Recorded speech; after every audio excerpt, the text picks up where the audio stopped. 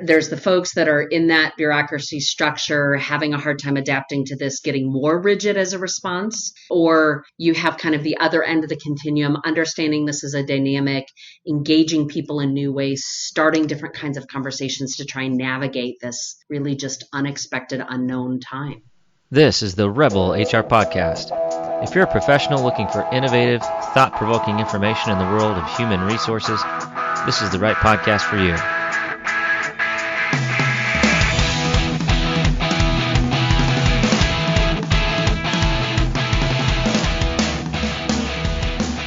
Celina, I'm really thrilled that you're here with us because when I wrote out a list of all the people I wanted on this podcast, you were on the top of it. Thank you. So, what an honor. Yeah. And I wanted to make sure that this thing didn't suck before I asked you to join us. So far it doesn't suck too bad. So thank you for joining us. My pleasure. Thanks for the invitation. And it doesn't at all. I've enjoyed listening to it.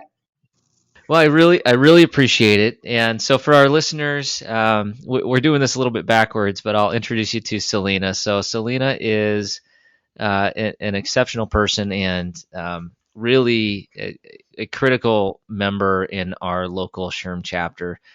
She helps us through a number of issues with her leadership. She has a number of accomplishments, so I think the best person to tell us about him is Celina. So Celina, welcome to the show, and why don't you just tell us a little bit about yourself? Well, thank you. As I was thinking about it in preparation for today, I really stumbled into HR by accident, and it was the best find I could have hoped for. I started as a recruiter, and my background has been a combination of HR and operations, but was really fueled by a fascination for how we do this work. 120 years of modern business history, and I'm not convinced we've gotten smarter in some ways. So, it's been out of this passion for what's this look like in the organization of today, and what's an effective team look like, and what's coming up. So it really has been 27 years of trying to figure out what does this take. And so for me, it was a pathway to finish some schooling. And the last 12 years has been private practice as an organizational psychologist, fueled by HR, and with some crossover and understanding of how we work effectively in an organization. So HR is my tribe. It's my home. It was my first love. And it really has fueled my last 12 years of what some probably would call more consulting, but I spend most of my time as a trainer by choice, because I think we've got some amazing companies doing really good stuff that I want to support and lift up and encourage and add tools to their toolbox. And then we have some companies not doing some great things for their people, and I get to walk alongside them too and give some pretty specific, candid advice. And we just kind of see how all of this works when we spend, 35, 40, 45% of our adult life at work. I'm a little fascinated by it, thanks to my HR background. Yeah, and I love the take, the organizational psychology focus, and the trying to understand how people work and how systems work, and putting that all together. I think it's just a great background. I know I could use all the help I can get. A friend of mine was described, she's a sociologist, and we get a few jokes in of a psychologist and a sociologist, walk into a bar. But, she's always explained it that sociologists look at the individual and what they're doing, and they look out for the source or cause, and psychologists look in for the cause inside the person. And I think what I've always been is really a social psychologist by mindset, because in our workplaces, right, it's always a dynamic of how the environment responds, how the individual reacts, how the environment responds. It's always a dynamic relationship. And that was my fascination for years in HR, of why we did the things we did, and does it lead us to better results or better outcomes, whatever our organization is doing. So that has for some reason become my life's work. And for the next, probably 20-ish years, that's where it's been fun to watch it ebb and flow as organizations evolve, and we'll see what the next 20 years of learning brings. Celina, you're really making an impact. So I thank you so much on everything that you do for the community and the HR people within that community. You're a huge asset. I got to ask you, I want to ask you about your starting in recruiting, because I have a lot of people ask me this, if they feel like recruiting is a good start on the HR front. And I've heard some different opinions. On one side, I think people call it a soul-crushing sales role. The other people say it's an amazing start. You make the best connections, and learn a lot. I just want to know your take on it, and how did that help you long term? I think as my first position in a recruiter position, recruiting HR for positions was a fantastic way to learn the field, understand what it really takes in that initial process to get the right people on board.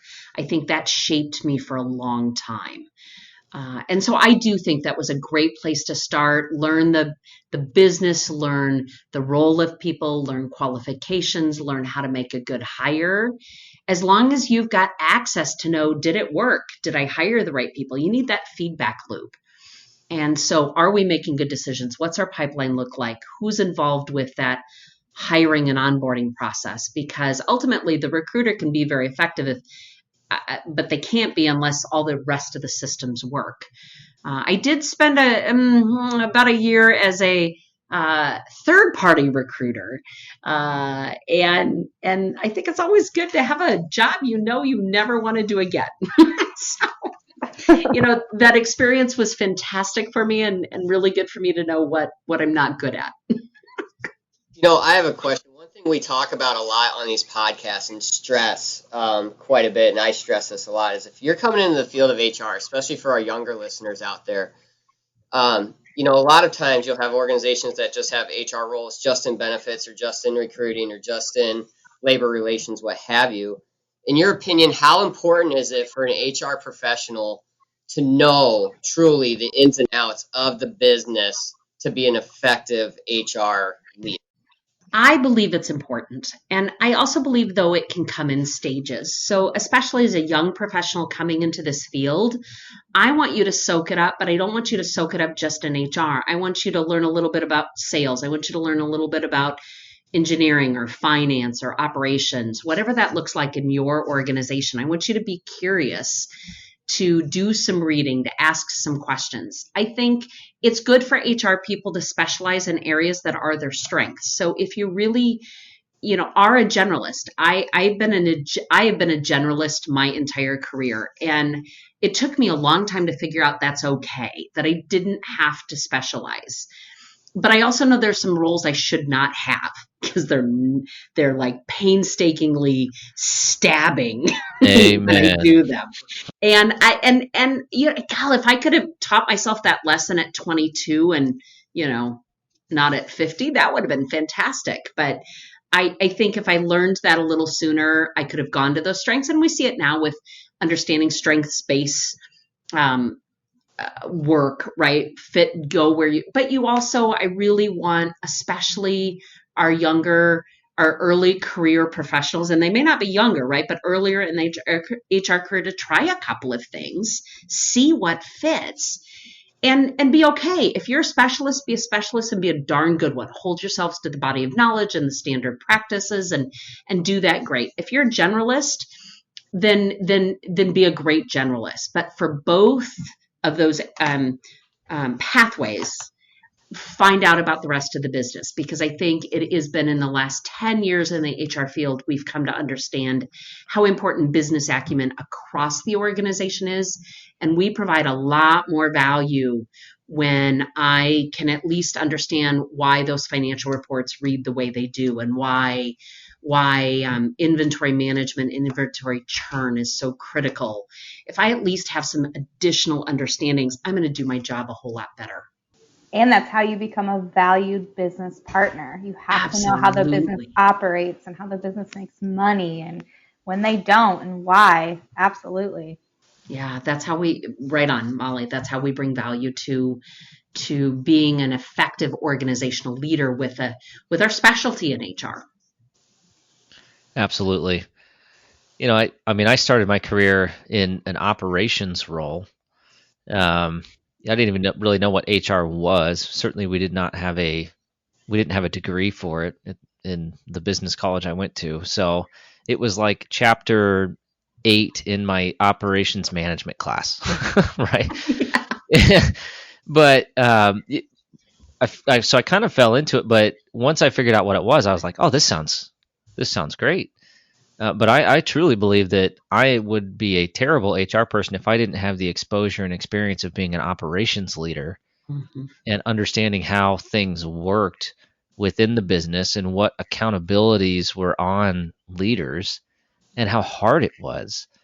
It gave me empathy to help leaders out. Coming from not an operational background, Patrick and Kyle, I know you both have that. And for me, I feel like it takes me a little bit longer to get up to speed with where you guys are at because you have that experience and I don't. So I think that's a really beneficial thing that you guys have. Celina, the other point that you make, I'd like maybe for you to expand upon it a little bit, but the fact that you figured out what you didn't want to do. And I think part of being a great HR person, especially in the world of recruiting and organizational design, is figuring out where the strengths in people lie and where you need those strengths to be. We'll be back after a quick break.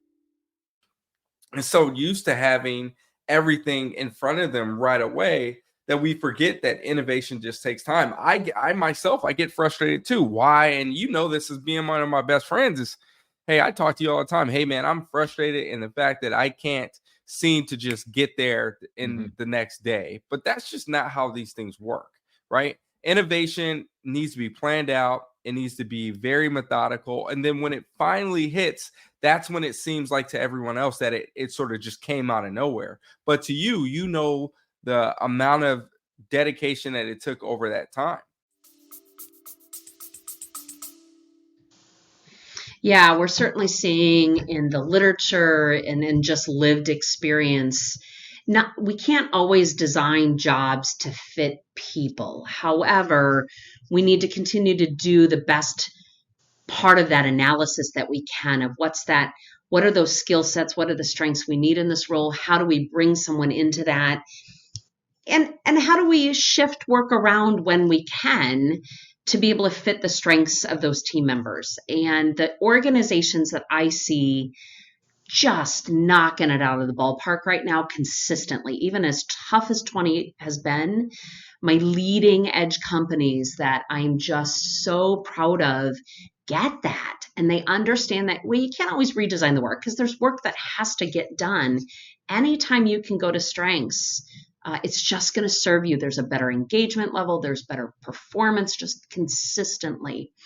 And it takes some effort to do that. And not every organizational leader is willing to put in that effort. But I get a little frustrated when people don't want to put in that effort, but they expect results. And I just don't believe in this post-2020 organizational world that we're moving into that it's sustainable to do that with shortcuts. It's interesting. I'm recorded prior to 2020 stating such, and I think 2020 has just amplified that much more on how do we really look at the work that needs to be done efficiently and effectively in organizations.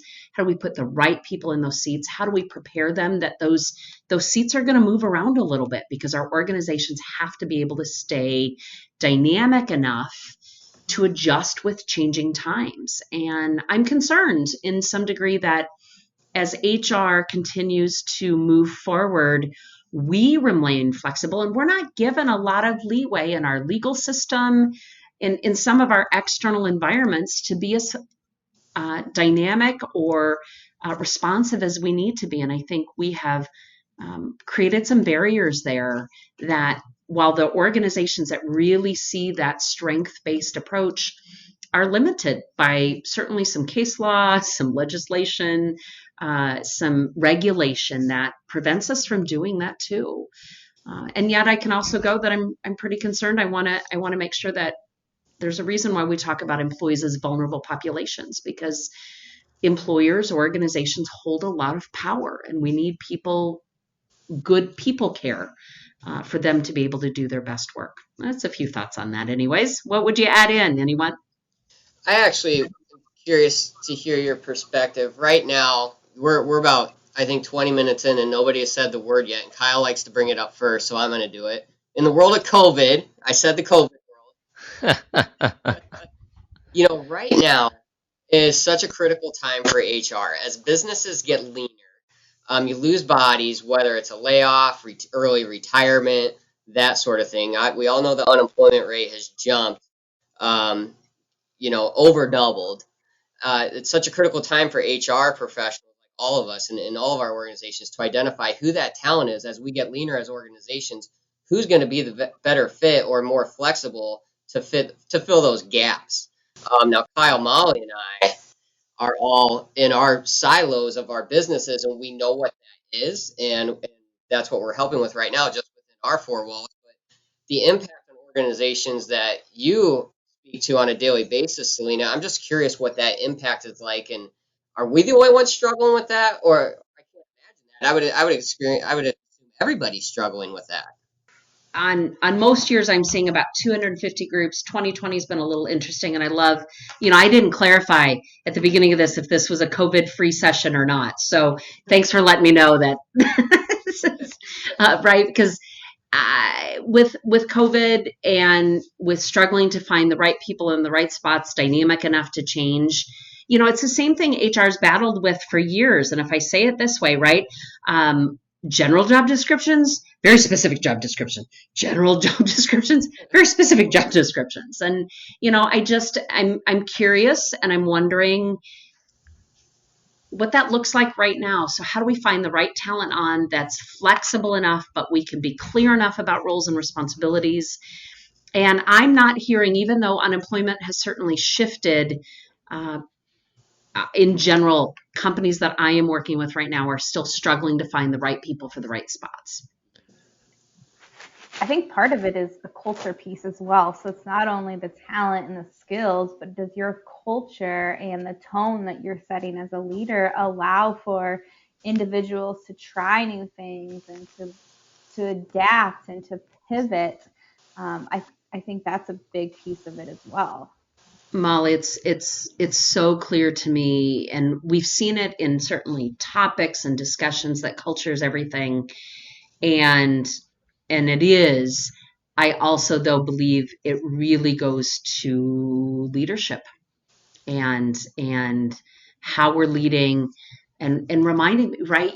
This leadership journey is not for the faint of heart. If you're going to be a leader in your organization, this is hard stuff, and it should get harder as you move into more leadership responsibility and how we're cultivating leaders. I was concerned about leadership fatigue before 2020, and I'm now even more concerned about leadership fatigue. And so if we are seeing bench strength not want to step up, if we're seeing leaders fatigued and burned out, then what's that message sending to our new employees and their participation in this and how we need them to help drive through this time?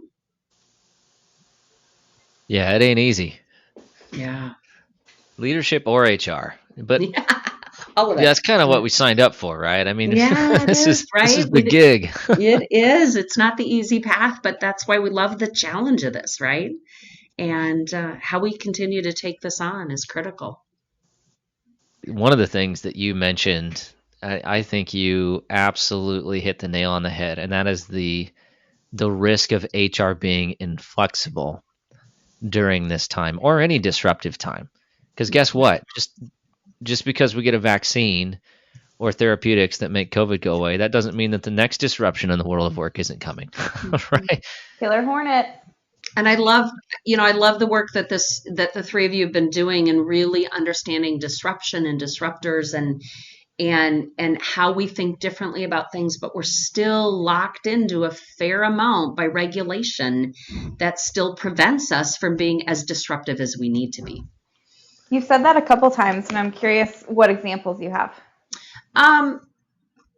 Just in terms of, right, the way we manage people and what we're allowed to do or not allowed to do, and not getting stuck in that thinking, because we've lived, right, a lot of risk mitigation, legal regulations, and depending on the position of our company and the strategic approach we're taking to people, by taking better care of people, it should open up more options for us And I'd love to hear what this group thinks about it as compared to maybe some of the more traditional models where it is much more structured, limited, regulatory driven. And how do we how do we really bring out the best in our talent in those environments when we have a lot of stuff we have to follow?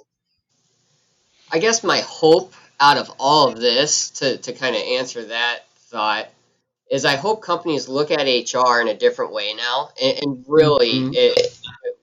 in a thoughtful way that, HR departments took on this pandemic for the most part. A lot of HR departments handle safety and health as well. But we're showing value in a different way that's most critical to all of our businesses.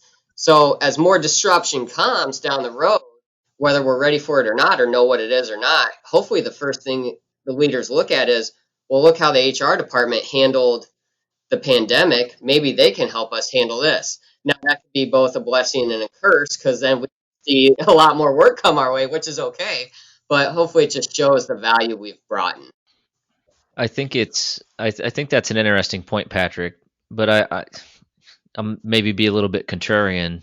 I don't think every HR department is doing that right now. I think some HR departments are probably being rigid and inflexible on some of the policies and procedures that may come back to bite them when unemployment levels go back to the way they were pre-pandemic. And so, I mean, from my perspective, yes, it's been busy and hectic, and my nickname at work is the QB COVID QB because it's like which play are we calling in the playbook today? But I think the big risk here is that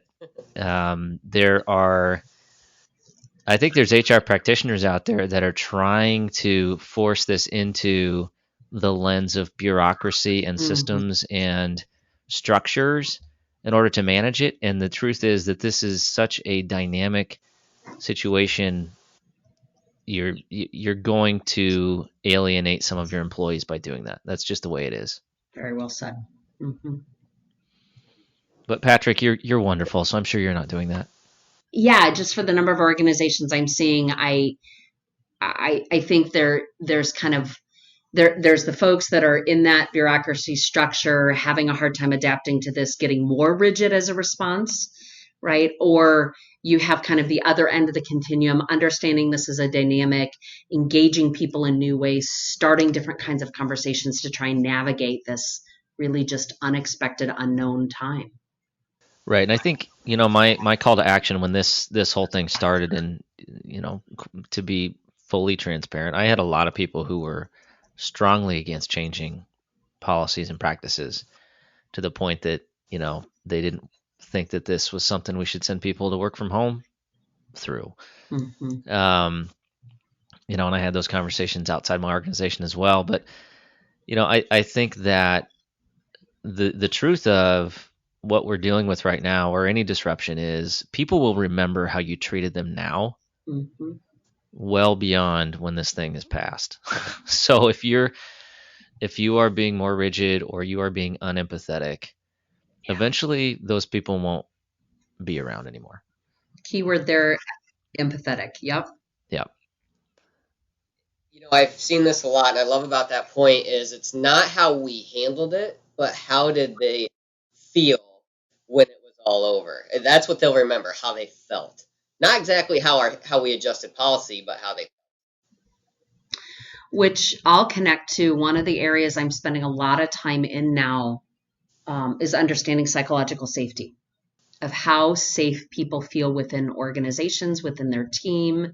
And there's a lot of really neat stuff just evolving and emerging kind of with an exclamation point because of 2020 around psychological safety.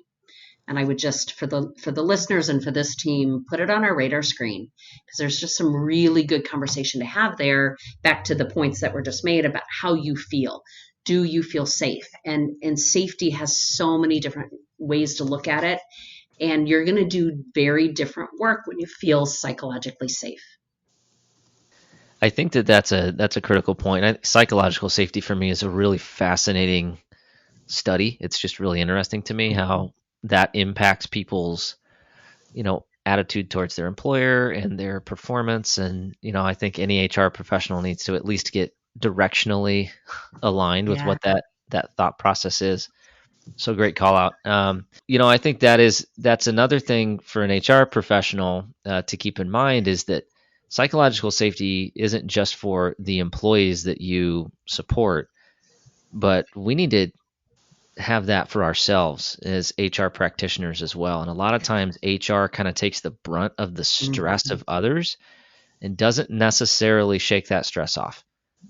I fully agree and really think that we all need to be really good advocates for each other in talking about how important it is for HR people to be taking care of themselves during this time and finding their outlets and finding their methods for being able to continue to do great work. And it's really hard to do. And we've talked about the risk of burnout for years, of people leaving the profession of, and I really want to make sure that we're supporting each other in that people have outlets, that they have resources, that the best advice, part of that challenge with helpers is they help everybody else, but they aren't always really good at taking care of themselves. And every time I say that, I need to put an exclamation point on that for myself as well. What about the three of you? Yeah, I'm terrible at that. I mean, I think it's one of those lies that you tell yourself, like, oh, I can deal with this, I'm tough, whatever. It's just part of the job. But eventually it trickles into, your personal relationships, your personal life. You get easily frustrated with your kids or your spouse. I mean, I can always tell when I'm maybe bringing my stress home, when my wife looks at me and says, "Are you hungry?" Because I'm being cranky. Do you think with this year, with us not getting together in some of the ways, Zoom still helps, but it's those virtual connections aren't quite the same. I've always referred to meetings and conferences and even just meeting up for a drink or for lunch as kind of unofficial group therapy for HR people. And we're missing that this year. And I'm wondering, how much of that we're really risking this year because we're more stretched, we're more challenged, and probably not taking as good of care of ourselves as we should be. We're very much missing that. Yeah, I agree. That's the hard thing. And Kyle and Molly and I talk about this. And I mean, this is, probably one of the most challenging years for a president of Cedar Valley Shurham and what Molly's doing. And she's been handling this awesomely, trying to do things remotely and keep people connected. But it's also a bummer that we can't get together and just have our outlets and just, whether it's to vent or about 5 minutes, let's hear about your business for 5 minutes. I think we're all struggling with that. And we all miss it. I know I certainly do, especially at the conferences and seeing all you guys face to face. We were so excited to get Disrupt HR going and talk about all of this, what we're doing now in a disruptive way. And we put the brakes on it. We only had one event, and it kind of sucks, but we'll get back to it. And let's hope that people will be encouraged to get back out and see each other again whenever that's possible. So I think we turn that into a challenge, right, for all of us on this today, and to all of the readers, that do something going into fourth quarter of this year, reconnect with someone. You don't have to do it face to face, but really take a look at that self-care piece, not just to set a New Year's resolution, but really make sure that we're coming out of this stronger as professionals, stronger as a profession. And we need those connections, just like all four of us logging in today. I was so excited to be able to sit here and banter with the three of you, because it just does something, right, when we have that connection. I agree 100%. And I'm sorry, but these Zoom like happy hour things, no, thank you. I want to sit at home and drink, without having to stare at a screen and watch other people just drink. I would agree 100%, Celina. And that's really the root of why we even started this podcast, was just I felt disconnected. I felt a lack of connection with my people. And it was probably out of a moment of, professional loneliness, and needing to connect and learn from others through such a challenging time. And I think 2020, regardless, we all need that. Some of the work I'm starting to really look at and think about is, and there's some predictions out right now of as the conditions of this year linger, we've just got a lot of grief. And I love your phrase of professional loneliness, right? Of just things that we lost this year that we won't get back in the same ways. And what does this look like as we carve out 2021 and new practices and new outlooks, and how we take on the challenges of organization and really go through that grieving process. For me, what was really helpful is I had to shift my mindset. I found myself getting into, I'm sure like many people, into this hamster wheel of, okay, I've just got to do this to get by. I just have to do this to get by. You know, in the fall, we'll be good to go. It was kind of the survival mentality, and I had to shift that to a thrive. Like, okay, this is the cards that we're dealt. Let's turn this around and let's be strategic. Let's make the best of it that we can. And to me personally, that made all the difference. So just pivoting from surviving to thriving and just changing your mindset, and it changed everything for me. Well said. I can tell you one thing, the HR people that I know, we're going to come out of 2020 with a lot of grit. Absolutely. We're going through the school of hard knocks right now. Mm-hmm. I even found that in just my own work with our small team and organizations. There was a time about the second week of August, there was just kind of that blip. Are we going back to school? Are we not going back to school? Some numbers are starting to tick back up from COVID. And in a weird kind of set of circumstances, in just a couple of hours, I had a whole set of cancellations come through. And I got that mid-March feeling of, right? And it just happened to be circumstantial. It was just a weird combination of things that happened. It didn't last. But I remember catching myself in that breath going, hey, wait a minute. You're way smarter than you were in the middle of March, right? You got this. You're better positioned. You know some stuff. And even if the challenge is completely different, right? Whatever next big challenge we face is going to be different than this challenge. But we've learned something. And if we can choose to learn and grow, some grit, some new perspective, and to be able to say, hey, okay, throw it at us. We got this. That's what we do in HR. You know, to go back, I want to go back up and touch on that mental, the stress, the psychological safety. You know, when we talk about all of us on the call, and Celina, you asked how us three were handling it. And I'm looking at the names Kyle and Molly and thinking about myself, and we all have kids at home that are in, elementary school. And, in the back of your mind, what stresses me out the most during all this, at work, you hear these stories. Oh, my daughter's classroom was exposed, but she's okay. They don't have to quarantine for 14 days, so she can still go to school. What do? And then I got another employee 2 days later.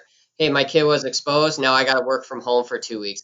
And I think that just in the back of your head, you think about, when's that going to happen to my kid? When am I going to have to reset and rebalance of 14 days of having to be home with my kid? And what's that going to look like? It's one of those things that's always there. And I don't think until something is figured out better than what it is now, I think that stress is always going to linger for a lot of people, especially those that have kids. That stress is always going to be there, but we got to be respectful of that stress. And I think as employers, we all need to work together to be flexible and work. That's been really hard for me because my response always goes to, I want to fix it and I want to offer you solutions and I want to help you get through it. And I've found that is not the answer in this time. That is not what my employees need. So I've been really working on that, but that was a real struggle for me this year. I don't know if you guys felt the same. Molly, I love your point to that of maybe switching over to when we want to be able to fix it, we want to be able to take care of this. We've really switched to a year of we're going to journey this together. We're going to figure this out together. And that's a hard thing to let go of for helpers not to fix. And I think we all just need to be aware of that. And that, again, it's a mindset shift, even like you mentioned, from surviving surviving to thriving to fixing to just walking alongside with. And we're going to take on these challenges together. And I think in a lot of ways, that's probably healthier for us in the long term. Yes, I think I'll be better. I know I'll be better for it. Another great thing, just me personally, as hard as this year has been, it's really helped me as a leader. The mental health. I have never personally experienced any mental health issues. This year I felt the loneliness. I felt the low energy. I felt some of that depression stuff.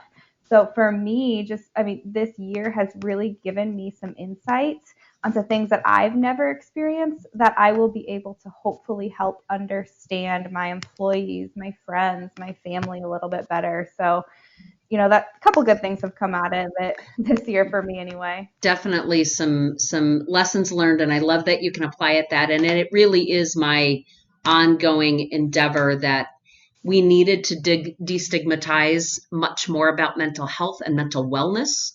And this year, I think, helped put some exclamation points and some new pathways to really talk about how do we create mentally well, mentally healthy workplaces for people to thrive in. Celina, what are you seeing? Are you seeing any employers, HR people taking that idea and that concept and applying it creatively to bring their employees and their team some of that mental health, mental wellness? I'll put a short plug in for the mental health first aid class that's now available for people to take. And while that probably doesn't sound quite as creative, just support of that is critical to get people some training and some words to say when somebody's feeling anxious, when someone's expressing, right, either loneliness or disconnection or maybe an ongoing kind of depressive state. The available tools through mental health first aid are fantastic if you do an internet search on that. I think what I'm hoping for is just bringing up some healthy discussions. Like you said, just this an awareness of, I've challenged with that too. And I hadn't seen it before. It hadn't come up that way before. I'm not thinking of anything hugely creative at the moment. I'd be curious if anybody else is thinking of something of what they've done other than putting some of the topics on the table, having some meaningful discussions around them. Although I will say one of the, and so you kind of have this wide range. I'll tell you another, I just learned about an organization that as part of their, and I loved how they called this their COVID coping plan for employees, they paid everybody's Netflix for a year. So, again, what I love about that example, right? Mental health first aid all the way through paying for Netflix. I think I want us to come up with what's our COVID care plan look like and how could we have moved from surviving into thriving. And when something goes past 6 months, right, our coping skills have to be much different than in the acute first 6 months. And so what does this look like as we go into 2020? What's in your COVID care package? How do you take care of employees during this? And I think there's just some really maybe fun, positive things we could do to help people navigate this next stage. It's a great idea. I love the Netflix idea. You both bring up a great point that I like. Us in HR, we always want to fix it, right? Like you both have said, we always want to just be the fixers, and this is our role, this is our function. But Molly, you said it best, is you want to understand. You want your employees to talk to you, and you're learning more about mental health and some of these other things that you've experienced. And that's such a great point that you can at least understand where they're coming from. Not necessarily that you have to fix it, but I think it's so key to say, I can at least understand you. I'm reading this book. It's actually a parenting book. It's called How to Talk So Your Kids Will Listen. I find that I can also apply it in my work life. A lot of carryover there. And it depends on which stage your kids are at. You'll apply those techniques differently. That's true. My kids aren't there yet. But if anybody can help me get a 4-year-old to get her pants on in the morning and leave them on, I try right to now, just that's the enjoy battle every we're stage fighting. for what it's at, because I've got 18 and 19 at the moment, and I really never understood how easy the last few years were of just trying to get these two into adulthood, right? Celina, I'm curious because it's something that's been on my mind a lot as well, and especially I think there's a lot of HR individuals who used to do outreach to schools and to help them with their future plans, and my heart really does go out to all of those students that have been graduating or are close to graduating during this year. Curious, just your insight on that. I think it's a great question, Molly. We've been pipeline building for a lot of years, right? But access looks different now. Visits, lectures. I still think, even just watching in my own household, just this limitation of just not knowing. There's so many diverse ways that work is available to people these days. How we help get them tuned into that and all the different pathways they've got. I think we are going to see more and more putting off secondary education because of this. That's where the numbers are going of what's that look like then for employers to bring people on and let them learn and get some experience and to help them find those pathways, because pathways weren't clear prior to this. And I think my opinion, they've gotten even muddier of as I'm 17, 18, 19, looking to see what does work mean? How can I find something to do that I can fit in for? And so thinking about that in the reverse then to your question as employers, how do we reach that population? And can we do it in some other way than Snapchat? What are our avenues to get to that population, to get in front of them so that they know? So then we really, as recruiters, have to talk about our organization in ways that are going to appeal to that group.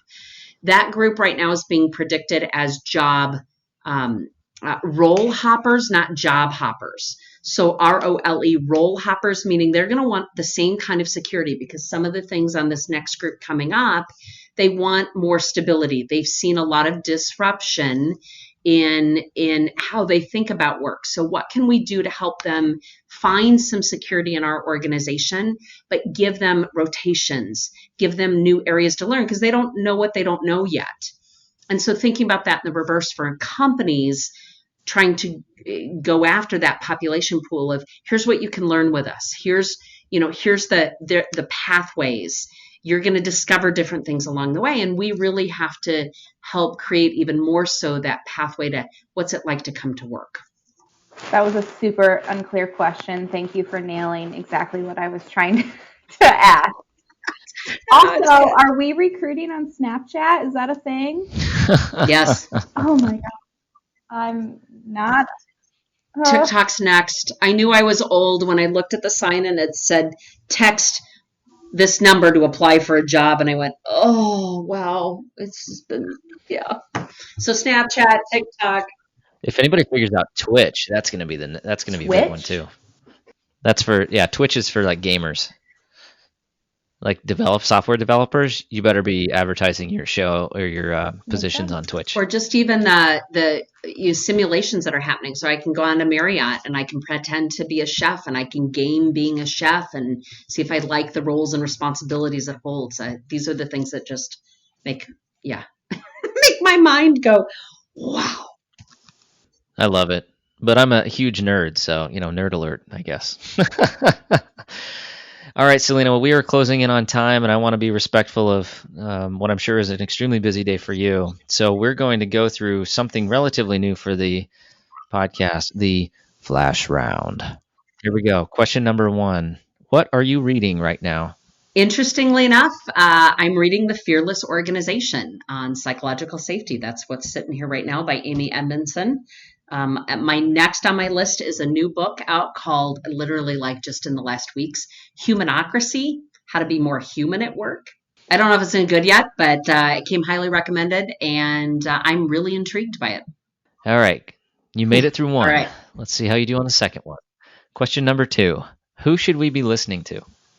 Well, I'm really glad everybody's listening to Rebel HR. It's been fun to be able to share that out.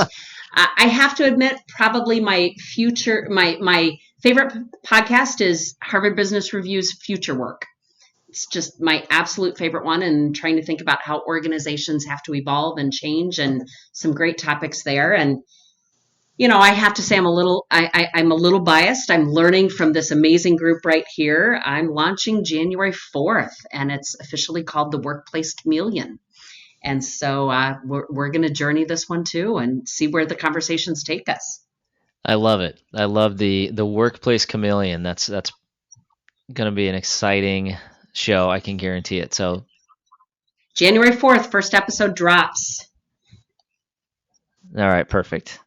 So this episode will be out mid-November-ish, so just 2 months. Get ready, everybody. All right, last question. How can our listeners connect with you? Please feel free to reach out on LinkedIn and find me at drcelinapeerman.com. In a funny, not so funny story, I will tell you that our website got hacked about the same week that COVID shutdown happened in middle March. About the same time my TEDx talk came out. It was a fantastically weird week.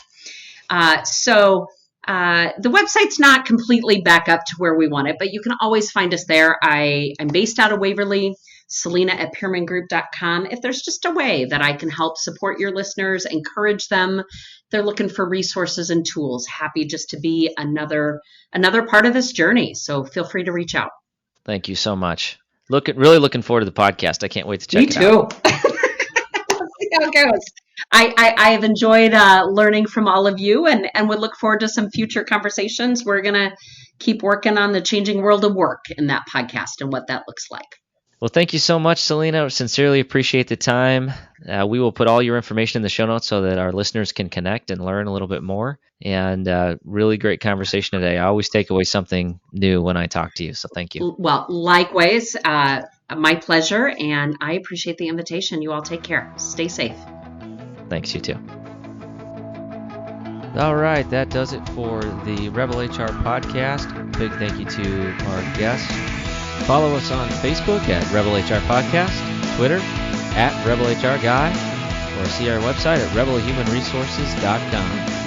The views and opinions expressed by Rebel HR Podcast are those of the authors and do not necessarily reflect the official policy or position of any of the organizations that we represent. No animals were harmed during the filming of this podcast. Baby.